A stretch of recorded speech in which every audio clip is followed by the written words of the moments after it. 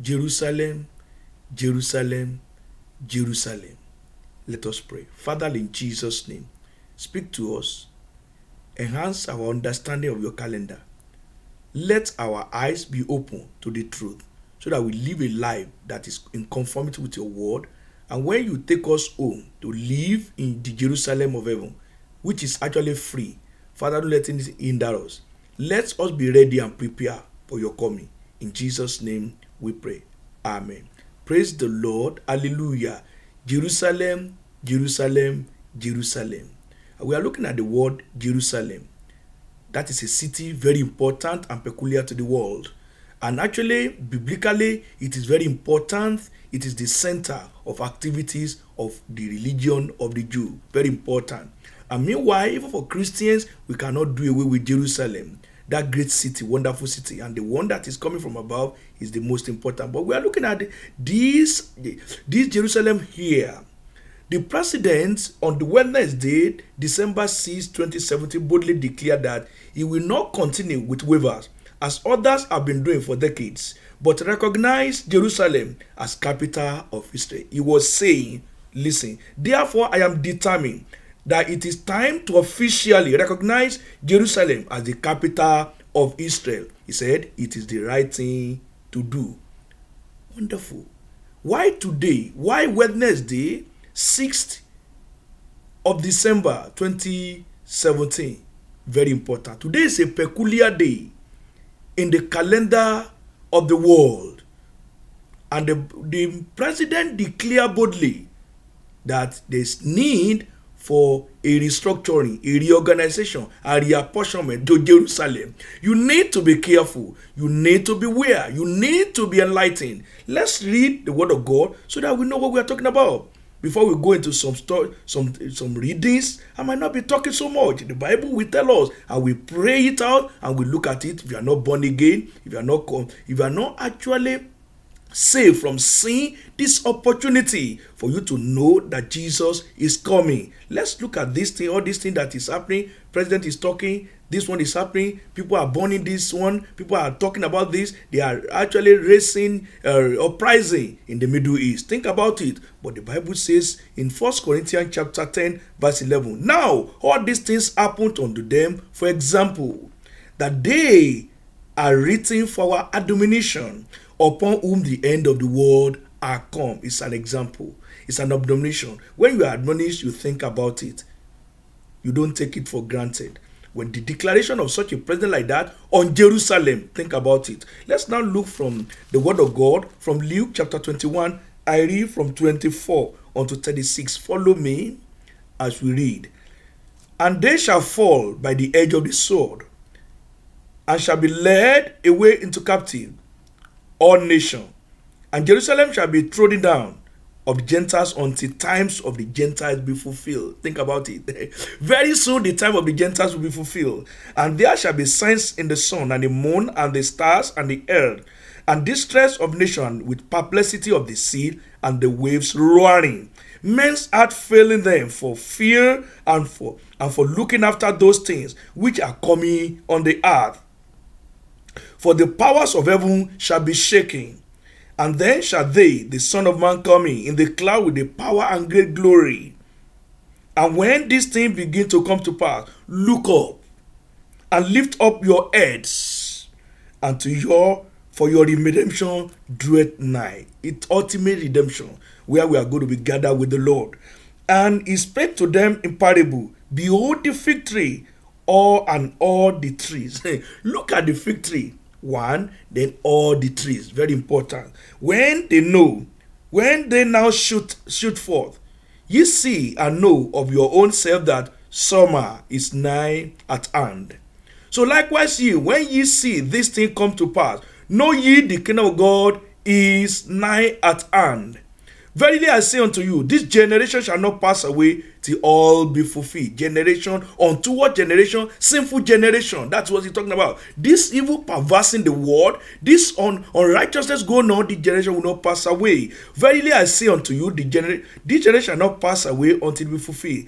Heaven and earth shall pass away, but my word shall not pass away. It is to be fulfilled. The word I sent forth, it will do that which I sent it for to do. It will accomplish it. And take it to yourself, lest at any time your heart be overcharged with surfeiting and drunkenness and cares of this life, and so that they come upon you unawares. Be important. Those points are you need to look at it: surfeiting, drunkenness, and cares of life, which make that day to come unaware. Verse 35. For as a snare, as unknowingly a trap, shall it come on all them that dwell on the face of the whole earth.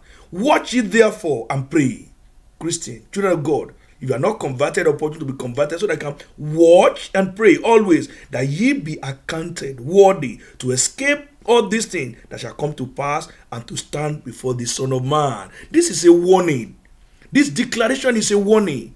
You that actually you are not ready, you are not prepared for Jesus coming. Opportunity for you. Let's look at the word of God in Daniel. Open the Bible to chapter 9. We read 24 and 27. This is how the calendar of the world, as pertaining to Jacob, to Israel, was given unto Daniel. We look at it in 24, then we jump to 27. 70 weeks are determined upon thy people, upon the holy city, to finish transgression, and to make an end of sins, and to make reconciliation for iniquity, and to bring in everlasting righteousness, to seal up the vision of prophecy, and to anoint the most holy. Is coming. The most holy will be anointed to dwell and to live all over. But before that time, 70 weeks is determined upon Jacob. Look at verse 27. And he shall confirm the covenant with many for 1 week. That is, 69 is gone, is left with 1 week. And it's this 1 week we are left with. Before that time, we are in the church age. Look at what is happening. It's the state of confusion. Remember, very soon,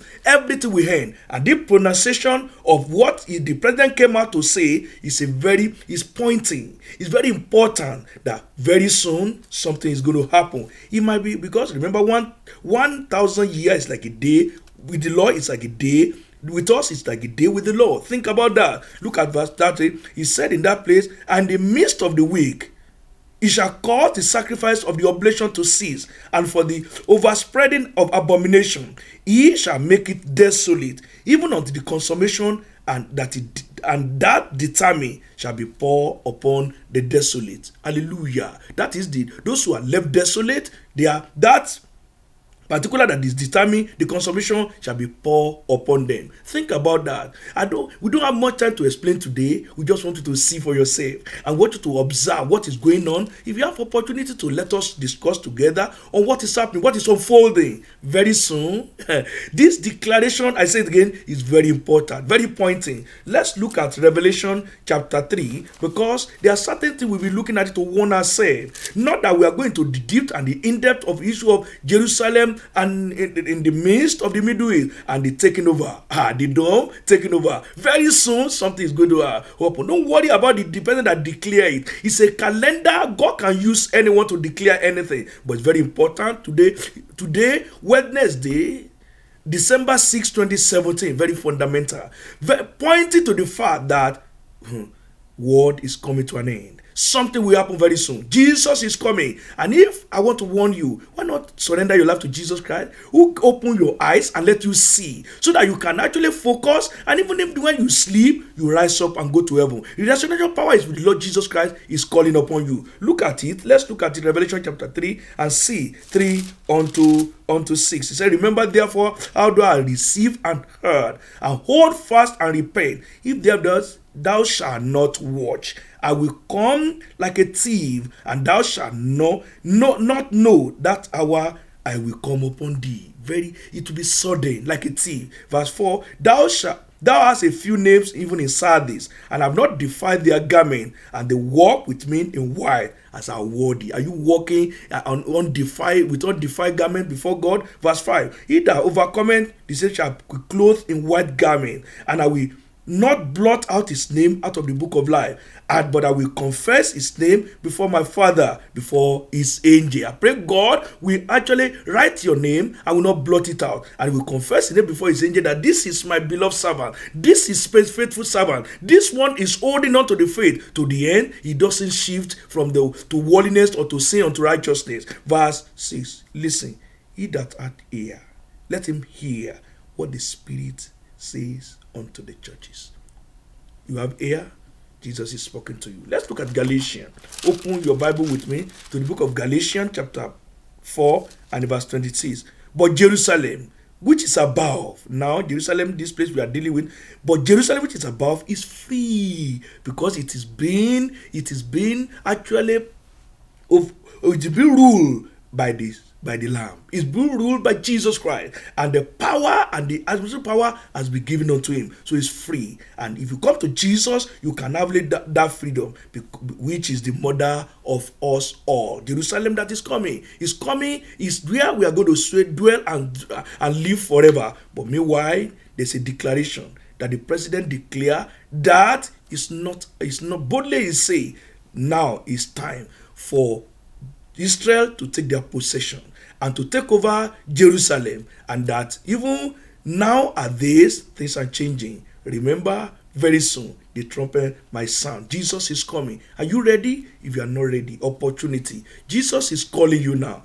Are you ready? He said, come unto me, all ye that labor and are heavy laden, I'll give you rest. There is rest in Jesus Christ. He said, I will make you free. Whosoever that come unto me, he will no wise cast away. Bow down your head. If there is still sin left, unrighteousness left, you are still pursuing the world, you are still worldly, you are still fighting and smoking and sniffing and doing all the evil, and you are even with the second wife, third wife, and you are actually pursuing another man's wife, opportunity for you to actually say, Jesus, I'm sorry, forgive me. Here I come. Oh Lord, forgive me. Today, write my name in the book of life, and Lord, I stand firm. Oh Lord, and I stand and I watch and pray, so that when you come, I'll go with you. Let us pray. Father, we thank you so much for this opportunity. Oh Lord, we are praying that God will not be blind, will not be handicapped by the kingdom of darkness. We shall be ready for your coming. Thank you, Jesus. In Jesus' name we pray. Amen.